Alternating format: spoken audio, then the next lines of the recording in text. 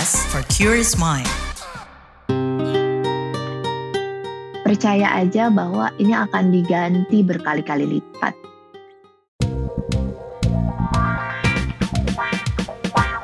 Disko, diskusi psikologi.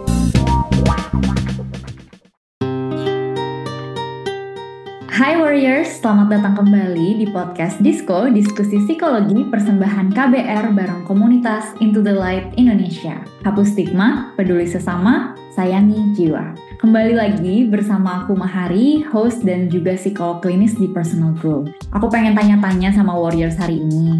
Kira-kira gimana puasanya? Lancar nggak nih? Harapanku sih ya, bukan cuma puasa, bukan cuma ibadah yang lancar, tapi urusan berbagi juga lancar. Soalnya selama bulan puasa ada banyak banget kegiatan berbagi yang bisa kita lakuin sebagai umat muslim. Misalnya berbagi makanan saat buka puasa, saat sahur, ada zakat fitrah juga. Kemudian ada berbagai hal-hal lain selain hal material loh yang bisa kita lakukan juga untuk berbagi selama di bulan puasa. Nah, tapi kadang-kadang di antara kita ada yang ngerasa ragu, kayak maju mundur gitu. Aduh, aku tuh sebenarnya pengen sih sedekah, pengen sih berbagi untuk buka puasa, untuk sahur, tapi kok kayaknya takut ya. Takut kalau misalnya aku ngasih nanti aku sendiri jadi kekurangan. Atau takut kayaknya belum ada nih budgetnya. Padahal yang namanya berbagi itu tuh bagus banget, bukan cuma untuk keimanan kita ya, tapi untuk kesehatan mental kita. Udah banyak banget riset yang melihat bahwa ketika kita berbagi, kesehatan mental kita pun ikut terpengaruh secara positif. Nah, karena ngomongin perduit-duitan dan kira-kira gimana caranya biar kita bisa berbagi, bukan cuma dengan hati yang ikhlas, tapi memang dengan dompet yang sanggup gitu ya, untuk bersedekah. Aku hari ini bakal ngobrol bareng Certified Financial Planner, Kak Gita Arga Sasmita. Hai Kak Gita. Halo, Assalamualaikum Mbak Mahari. Waalaikumsalam Kak Gita. Aduh, Kak Gita nih seger banget ya, nggak terlihat seperti kita-kita yang puasa dan lemas. Boleh tahu nggak sih Kak, kakak lagi gimana nih keadaannya? Dan lagi sibuk apa aja? Oke, keadaannya alhamdulillah sehat, semangat. Lagi sibuk biasa. Kalau CFP atau konsultan biasanya sibuk terima curhatan dari klien, terus Sama dong kita Kak. sama ya itulah ngajar untuk kelas-kelas keuangan. Nah, aku pengen tanya sebagai Certified Financial Planner tapi juga sebagai seorang umat muslim gitu ya. Kakak ngerasa seberapa penting sih buat berbagi, especially di bulan Ramadan ini? Oke, seberapa penting untuk berbagi? Jadi sebenarnya Mbak, kita kan sebagai manusia tuh kebanyakan ngerasa bahwa kita tuh akan happy, akan bahagia kalau uang kita banyak gitu ya. Yeah. Nah, terus banyak loh orang yang uangnya banyak tapi tuh ngerasa kosong aja. Ternyata kalau misalnya aku banyak ngobrol nih sama banyak teman-teman, sama banyak klien juga, ternyata uang itu adalah alat yang bisa bikin kita bahagia. Tapi kalau misalnya kita nggak bisa menjadikan uang itu berkah dan bermanfaat, itu sama aja bohong. Jadi salah satunya berbagi itu adalah bikin ngerasa sesuatu yang kosong itu terisi. Kita jadi ngerasa, oh saya ini punya uang dan saya bisa bermanfaat buat orang lain. Ada relung-relung yang terisi ya, relung-relung yang kayak ngerasa, oh saya tuh jadi happy karena orang tuh menerima manfaat dari saya. Gak tahu nih kalau dari Mbak Mahari sebagai psikolog tuh gimana? Bener gak kayak gitu? Yes, ini emang Mbak Gita jago sih kayaknya dengerin curhatannya. Karena bener banget on point yang Mbak Gita bilang tentang secara psikologis ketika kita memberikan ke seseorang. Emang sih yang menerima pasti happy. Tapi kita yang memberi itu kadang-kadang melebihi rasa yang menerima loh happy-nya. Karena sebagai manusia, sebagai makhluk sosial, penting banget buat kita tuh ngerasa yang pertama terhubung sama orang lain, yang kayak tadi kata Mbak Gita ada relung-relung yang terisi gitu ya, kita jadi terhubung sama orang lain. Dan yang kedua kita ngerasa bermanfaat, karena sekalinya kita lagi ngerasa nggak bermanfaat, sekalinya kita ngerasa kita nggak terhubung dengan orang lain, itu kan membuat kita rentan kesepian, rentan ngerasa hidup aku nggak ada gunanya, hidup aku nggak bermakna. So, Benar. kadang-kadang sesimpel memberikan, bahkan bukan tentang nominalnya ya, Iya. tapi the act of giving aja udah bisa bikin kita mood boost banget gitu, moodnya langsung naik dan ngebuat kita ngerasa kayak, aku hari kayaknya ada gunanya deh di dunia ini gitu. Kayaknya ada perbedaan deh yang bisa aku buat dengan aku berbagi. Nah kalau Benar. ngomongin, iya benar-benar Kak. Dan kalau ngomongin si berbagi ini, aku pengen tanya sebenarnya ada nggak sih Kak jenis-jenis berbagi kayak apakah ada kategorinya atau gimana atau sama aja sebenarnya? Oke, berbagi itu kategori mungkin gini kali ya. Kalau misalnya di dalam Muslim itu sebenarnya ada namanya kita tuh harus kaya. Kenapa? Karena kita tuh bisa menyalurkan zakat mal kita. Zakat mal itu zakat harta yang kalau misalnya terpenuhi syaratnya, yaitu punya 85 gram emas, setara 85 gram emas, terus udah gitu udah dalam 1 tahun kita wajib mengeluarkan. Nah itu kan sesuatu yang wajib kalau kita sudah mencapai level tersebut nih. Nah, itu bisa dikatakan kita tuh orang kaya tuh kalau dalam Muslim tuh. Nah, terus kemudian ada yang nggak perlu kita kaya. Yang nggak perlu kita kaya misalnya sedekah, infak, yang kapanpun bisa kita bagiin. Uang kita mau berapapun kita bisa kasih ke orang gitu ya.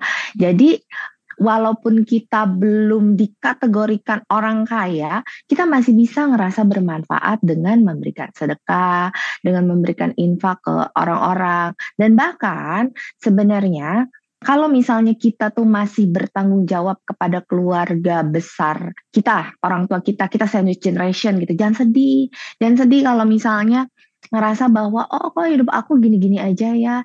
Hidup kamu bermanfaat banget karena sedekah yang paling baik, sedekah yang paling dianjurkan gitu ya adalah sedekah kepada keluarga orang tua kita gitu. Apalagi kalau misalnya udah berkeluarga, suami ke istri itu juga sedekah. Istri beliin suami itu sedekah. Jadi sebenarnya berbagi tuh banyak banget dan jalannya tuh bisa apa aja gitu. Terutama kepada orang-orang terdekat dulu. Dianjurkan kalau misalnya belum, jangan jauh-jauh dulu deh. Lihat dulu keadaan orang tua kita, keluarga sekitar kita, anak, istri dan lain-lain. Apakah sudah happy? Apakah sudah berkecukupan gitu ya. Nah kalau sudah, baru nih kita keluar mikirin orang lain. Nice Kak Gita. Jadi menurutku satu hal yang menarik juga adalah bahwa sebenarnya berbagi itu cuma menjadi kewajiban ketika kita memang sudah mampu untuk memberikan itu gitu. Jadi berbagi itu bukan suatu pemaksaan. Tapi andaikan kita punya uang, kita punya niat ingin berbagi, kayak Kak Gita bilang tadi ya, pasti itu bakal jadi sedekah yang nilainya baik dan membuat kita merasa lebih baik juga tentang diri kita sendiri. Ngerasa pandangan kita jadi lebih positif ya ke dalam diri kita. Bener. Itu beneran loh Kak, ada risetnya yang bilang kalau ketika kita semakin sering berbagi, self esteem kita juga semakin tinggi. Karena emang kita ngerasa, ya aku tuh ada gunanya, aku tuh ketika memberikan ke orang lain, aku bisa bikin orang lain jadi happy juga. Dan itu kan powerful banget ya. Iya benar. Once kita ngerasa bahwa diri kita itu bermanfaat, ada nilainya, ada value-nya, hubungan ke orang juga kita lebih pede, mungkin kita membawakan diri kita juga lebih enak ke orang, membawa persepsi kita ke orang lain juga lebih enak, mungkin pekerjaan kita juga jadi lebih bagus, nantinya rezeki kita juga jadi lebih banyak lagi. Amin. Dan kayak aku rasa ketika kita ngomongin ini, kita udah sefrekuensi gitu Kak, bahwa kita ngerasa berbagi itu emang enak banget. Tapi aku tahu, bahkan aku sendiri pun gitu ya, ketika mau berbagi kadang suka ada keraguan kayak kebanyakan gak ya kalau aku ngasih segini, nanti aku jadi kekurangan gak ya gitu. Sebenarnya ada gak sih kayak rumusan atau mungkin formula gitu ya, gimana caranya kita mengatur keuangan kita supaya kita tahu bahwa kita tuh memberikan sesuai kapasitas kita loh gitu. Kayak mungkin apakah ada persentase tersendiri atau berapa persen gitu idealnya kita berbagi dari uang yang kita punya. Oke, jadi sebenarnya ada, biar kita nggak kekurangan, tapi kita juga tetap bisa berbagi. Sebenarnya kalau dalam financial planning semua tuh harus dibudgetin, gitu ya. Sedekah sendiri nggak ada tolak ukur, nilainya itu harus berapa, minimal, maksimal berapa. Tetapi ketika kita bersedekah harusnya kita tuh udah tahu berapa sih kebutuhan hidup kita sendiri yang paling minim, yang paling dasar gitu ya. Jangan sampai ketika kita berbagi ke orang, kitanya sendiri tuh kekurangan, keluarga kita sendiri kekurangan. Nah, berarti kan harus dihitung. Nah, kalau dalam rumusannya misalnya kita bisa pakai angka 4321 tuh aku. 40% biasanya untuk yang sesuatu yang primer banget untuk survive. 30% ini sebenarnya tentatif, 30% ini boleh untuk mencicil sesuatu yang produktif. Misalnya rumah gitu. Nah, 20% itu untuk menabung, 10%-nya itu untuk playing, untuk hiburan gitu. Kalau 30% si cicilan ini nggak ada, wah kita bisa nambah nih, bisa nambahin ke pos-pos lainnya gitu. Nah, jadi kalau aku sendiri memasukkan berbagi atau sedekah itu ke dalam primer yang 40 itu. Tapi karena aku kondisinya nggak punya cicilan nih, jadi aku bisa naikin nih ke 50-60%. Gitu. Nah, aku menghitung sendiri, aku makan berapa, aku transport berapa, kebutuhan keluarga aku berapa ya. Nah, semua tuh udah dihitung ketika, oh berarti kemampuan aku berbagi, kemampuan aku bersedekah ini segini. Gitu. Jadi masing-masing orang bisa sangat berbeda. Jadi nggak ada tolak ukurnya, oh harus 10%, harus 2,5%, harus segini, enggak. Tapi yang penting kebutuhan dasar kita dan keluarga sudah tercapai semuanya, dan kemudian kita baru bisa menentukan, oh saya berarti bisa berbagi sekian. Tapi yang menarik di bulan Ramadan nih, ya, ini adalah adjustment diri aku sendiri ya, dan mungkin boleh diikuti. Kan kita punya jatah ceritanya nih 20% untuk nabung dan investasi. Yes. Ya kan? Nah, ini tuh bulan yang sebenarnya penuh dengan investasi, penuh dengan banyak banget kesempatan gitu ya, meraih pahala. Jadi, khusus bulan Ramadan aku tuh tidak menabung dan berinvestasi yang 20% itu ya, tujuan-tujuan keuangan lain, tapi aku khusus untuk bulan ini aku mau semuanya ini, nabung dan investasi ini aku ubah menjadi sedekah, jadi investasi untuk di akhirat dulu deh di bulan Ramadan ini. Kan sama tuh investasi juga, cuma yang bulan-bulan 11 bulan lainnya kita investasi untuk dunia, yang 1 bulan ini kita investasinya untuk kebutuhan akhirat kita gitu. Menarik ya, jadi di bulan Ramadan ini kayak special case gitu. Kita bisa mengalihkan untuk 1 bulan ini aja investasi kita, coba yuk jangan duniawi terus, tapi kita coba fokus investasi akhirat juga. Nah, kalau misalnya di luar bulan Ramadan, biasanya kira-kira kayak gimana tuh berarti? Masuk ke yang persentase tadi 40%. Iya, 40 sampai, ini orang yang punya hutang ya, ceritanya. Orang yang punya cicilan, masuknya tuh ke dalam 40%. Jadi kalau gajinya 10 juta, berarti kan biaya hidup primernya adalah boleh di 40% tuh. Ya, berarti sedekahnya itu masuknya, berbaginya masuk ke situ. Tapi kalau misalnya dia nggak punya cicilan, kan ada free 30% tuh. Berarti boleh dinaikin. Dia boleh naikin 50%, 60%, bahkan 70% boleh gitu. Tapi 30% ini juga boleh, enggak deh aku nggak mau primer doang, aku mau tambahin ke hiburan, kayak hiburan aku yang tadinya 10% kurang mau dinaikin, boleh juga, asal itu nggak punya cicilan. Emang kalau nggak punya cicilan tuh emang enak sih, bisa lebih lega. Benar. Dan sebenarnya salah satu hal yang lumayan menyeramkan di masa sekarang itu kan, anak muda mulai dari remaja, bukan remaja sih, minimal 17 tahun itu udah ada loh yang punya cicilan-cicilan, bukan cicilan rumah, bukan cicilan mobil, tapi kayak dari yang later itu loh. Iya, udah bisa emang. Aksesnya tuh udah gampang banget. Benar, dan aksesnya gampang, dan mentalitasnya tuh kadang-kadang agak tamak gitu ya, kayak agak rakus gitu. Kita pengen punya semuanya, dan akhirnya kita jadi bahkan sampai berhutang, jadi terlalu konsumtif. Aku suka tuh bahasa istilahnya Mbak Mahari tadi, kita tuh emang zaman sekarang suka terlalu tamak. Benar-benar, aku setuju banget. Kayak semuanya tuh pengen gitu. Iya, benar.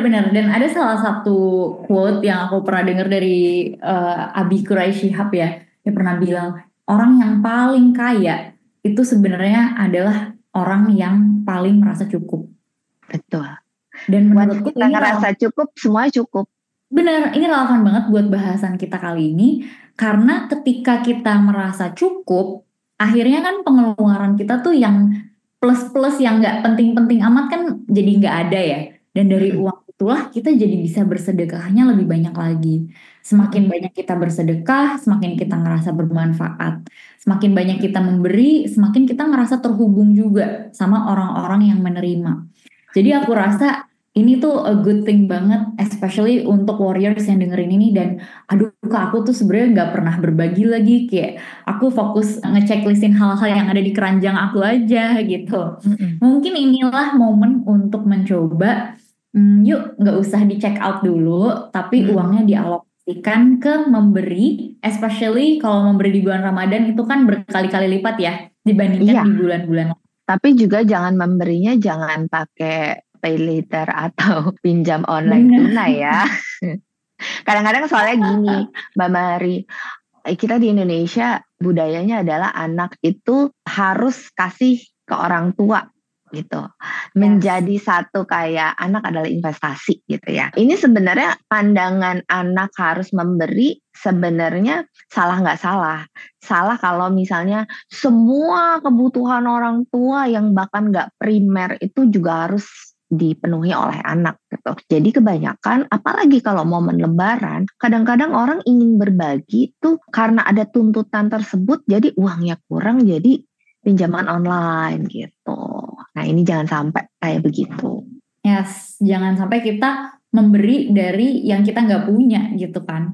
Kayak kalau di pesawat aja kan kita kalau mau nolongin orang lain kita harus nolongin diri kita sendiri dulu ya. Bener. Kalau Jadi misalnya keuangan kita nggak punya. Bener.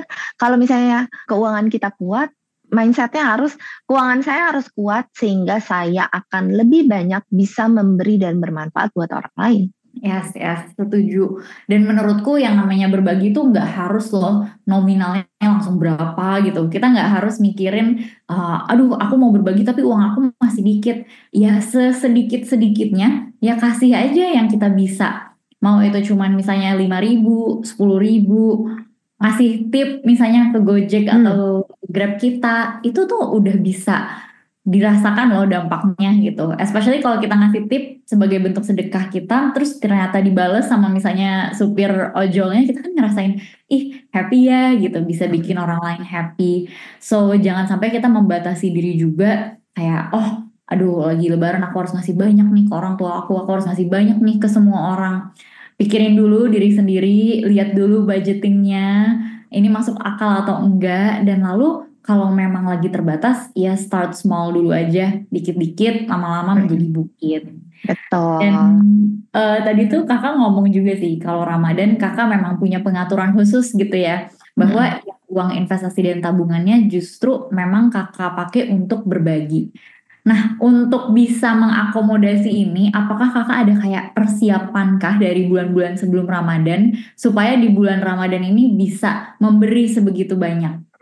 Oke, jadi idealnya memang kita sebagai POV-nya seorang muslim itu sudah mempersiapkan 11 bulan ke belakang itu untuk si Ramadan ini. Karena kita tahu betapa besar hadiah yang disediakan untuk kita yang memang benar-benar sungguh-sungguh di bulan Ramadan ini kan. Jadi memang aku berdasarkan pemikiran tersebut, memang aku ada jor-joran deh di bulan Ramadan nih. Gitu. Nah, apalagi banyak banget kesempatannya. Kita sholat taraweh 29 malam, itu tiap kita sholat ada tromol tuh yang diedarkan berbagi gitu kan. Kita katanya untuk kalau misalnya kita memberikan buka puasa makanan kepada orang yang berpuasa, katanya pahalanya berlebih-lebihan gitu ya.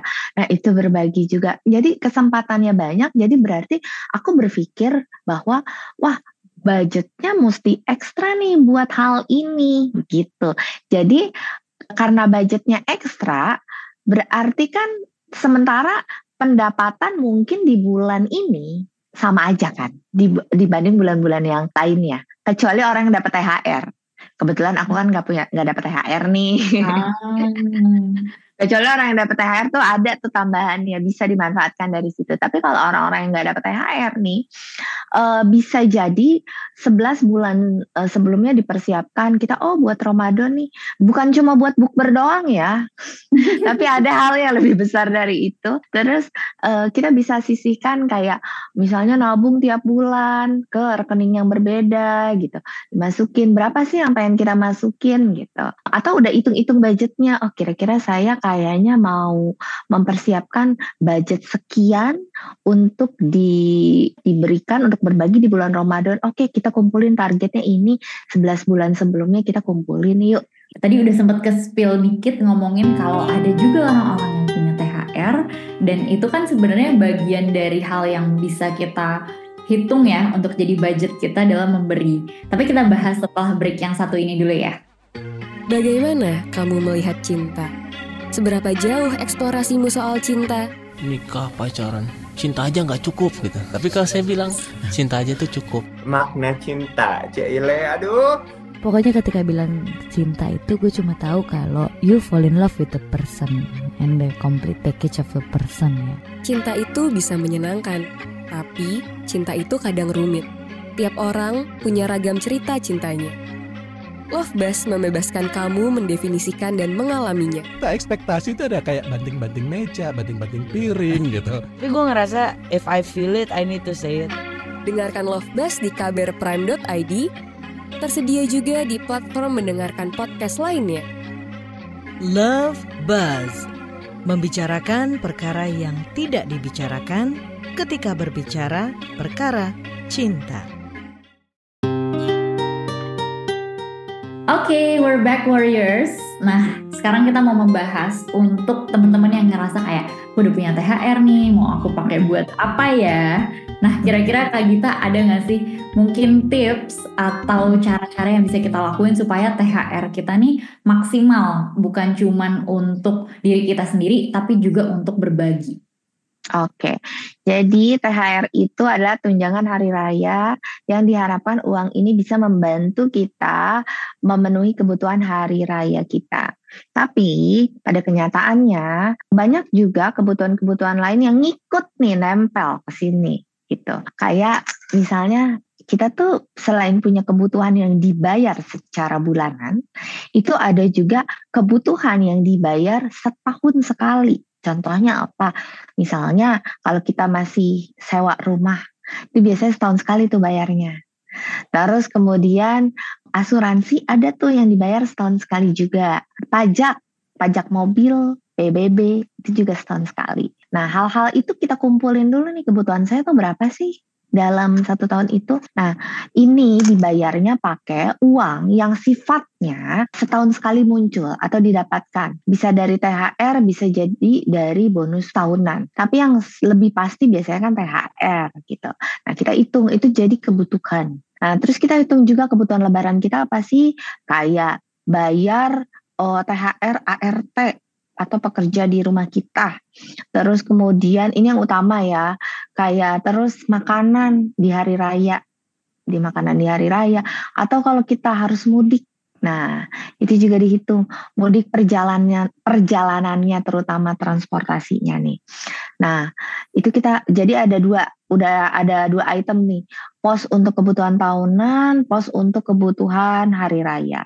Nah, kalau misalnya lagi ada sesuatu yang harus kita bayar dan urgent, kayak misalnya kita punya hutang konsumtif yang nggak kebayar-bayar. Kesempatannya hanya ada di kalau nggak THR ya bonus nih untuk melunasi. Nah, itu harus kita dahulukan juga tuh. Kalau bisa, mungkin kalau misalnya ada hutang konsumtif yang membelit, ya mungkin kita lebarannya nggak mudik. Ya mungkin kita lebarannya biasa-biasa aja, ditekan banget malah. Malah si THR itu bisa jadi habis untuk kebutuhan yang bayar hutang ini. Artinya ini hutang konsumtif ya, bukan hutang kayak KPR gitu ya. Hutang yang harus segera dibayar yang berbunga tinggi gitu. Ada itu kebutuhan yang mendesak seperti itu. Dan yang lainnya kalau misalnya masih ada sisa, itu bisa juga untuk booster tabungan dana darurat atau booster tabungan misalnya dana pendidikan. Nah, itu bisa dipakai. Jadi ada 4 hal yang bisa dipertimbangkan untuk pemakaian THR, yaitu kebutuhan yang bersifat tahunan, kebutuhan lebaran sendiri, terus kalau kita punya hutang konsumtif, dan juga kalau masih cukup untuk booster tabungan dan investasi. Lengkap banget loh Kak Gita. Jadi ingat prioritas juga sih ya ketika kita menerima THR. Jangan langsung impulsif dipakai sama apa yang ada di depan mata. Padahal mungkin kita masih punya hutang konsumtif. Mungkin kita perlu membooster dana darurat kita. Ada hal-hal lain yang perlulah kita jadiin pertimbangan. Nah ini terakhir banget Kak, pengen tanya, kira-kira kalau dari Kak Gita sendiri, apa ya pesan untuk para warriors supaya bisa menjalani bulan puasa ini dengan penuh makna? Oke, dengan penuh makna. Yang pasti bulan ini tuh adalah bulan yang sangat istimewa, gitu ya. Mungkin aku lebih ke keuangan aja deh. Kalau ibadah, mungkin orang-orang udah banyak yang jago gitu ya. Kalau keuangan, teman-teman yang terutama yang muslim tahu nggak sih, kita tuh emang disuruh untuk kaya loh. Doanya tuh juga banyak banget doa yang bertebaran yang bilang kalau kita tuh memohon untuk kekayaan gitu. Kita tuh memohon untuk bisa bermanfaat dan berbagi sama orang. Nah, itu penting banget tuh dikulik tuh. Coba dicari-cari supaya itu juga untuk bisa membantu kita untuk menyemangati kita bahwa kita tuh harus kaya dan juga berlindung dari hutang terutama. Jadi muslim tuh harus kaya dan juga harus bisa terlindungi dari hutang-hutang ini. Sehingga kenapa? Karena kita tuh harus bisa bermanfaat buat banyak orang. Dan manfaatkan juga momen Ramadan ini walaupun kecil gitu ya. Nilai itu kalau kita sekarang mampunya sedikit nggak apa-apa. Mungkin yang sedikit buat kita bisa jadi itu sangat berarti buat orang lain. Kayak tadi Mbak Mari bilang, oh tips buat driver gitu ya. Oh siapa tahu loh dia tuh ngarepin yang 5.000, 10.000 itu untuk kayak beliin gorengan buat dibawa ke keluarganya gitu kan. Jadi sekecil apapun yang bisa kita bagi dan manfaatin bulan ini untuk kalau kita ada rezeki maksimalin, oke kita agak puasa sedikit nih untuk kebutuhan-kebutuhan kita sehingga kita jadi bisa lebih banyak karena nanti percaya aja bahwa ini akan diganti berkali-kali lipat gitu. Gitu Mbak Mari. Kayak gitu suka banget. Puasa bukan cuma puasa dari makanan dan minuman, bukan cuma puasa dari emosi-emosi kita ya, tapi juga puasa di pengeluaran kita supaya kita bisa memberikan lebih banyak lagi ke orang-orang sekitar. Jadi yuk kita sama-sama jadi kaya supaya kita bisa berbagi lebih banyak lagi. Thank you so much ya Kak Gita udah berbagi. Sama-sama. Semoga para warriors yang mantengin obrolan bisa termotivasi ya untuk punya cuan yang lebih banyak lagi, bisa menekan pengeluaran-pengeluaran yang gak penting dan justru memperbesar pengeluaran yang bentuknya itu adalah sedekah, yang mana itu mungkin pengeluarannya lebih kayak investasi ya, investasi akhirat. Oke, thank you Kak Gita. Aku Mahari pamit undur diri dulu. Jangan lupa dengerin podcast episode selanjutnya di kbrprime.id. Bye-bye. Disko, diskusi psikologi.